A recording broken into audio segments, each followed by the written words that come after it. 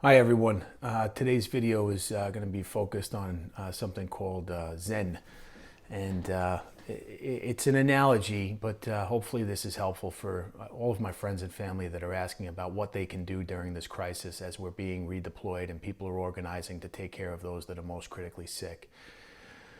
When I first started martial arts, one of the things that you learn to get over is flinching. So when you're standing in front of an opponent, there's all kinds of energy that drives your actions, and you'll react to things you don't have to react to. You'll make movements that are unnecessary, and over time, you'll learn to create a poverty of movement. In other words, your activity is diminished, but the effectiveness is increasing. And similarly, you don't react to every perturbance that occurs.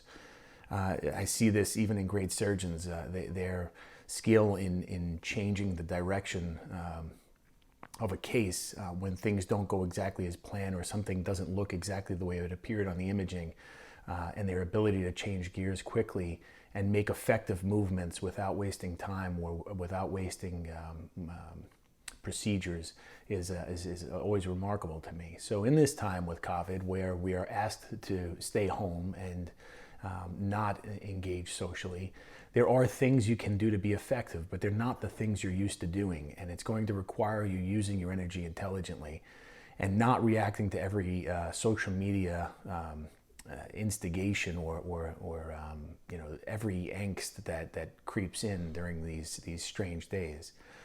What can you do? You can find out which resources are available to us, and a medical student that has worked with me reached out to me, and I've asked him to put together some links, so maybe later we'll have a blog to attach to this video. But find organizations that need help, whether financially or otherwise, and try to crowdsource that. Try to figure out how to get people engaged, and get all your friends to give $5 and get a meaningful donation for organizations that are moving vents. Find out what our local governance is doing. What are guys like Joe Borelli doing? How is he helping to encourage the governor to get the vents where they're needed, like on Staten Island, for example. Make those calls, send those letters, and encourage our leadership to lead. Beyond that, there's other things we can do as well. People are at home sewing masks and things like this. I'm sure that has some meaningful impact, and it gives them something to do that they feel good about. But there are real needs at every level of this pandemic, and your inaction, staying home, is having a positive effect and will be seen over the next 2 weeks as we start to peak. Supposedly in New York City, that peak is coming April 7th and April 8th. So we'll put some statistics to go along with the blog later today, but I just wanted to get this out there and think from a Zen perspective of, sometimes that punch is not going to land, and you don't have to do anything. You can stand still and watch it just kind of blow by. And in this moment where the tide is coming, we just have to stand back from that tide and not get caught in it.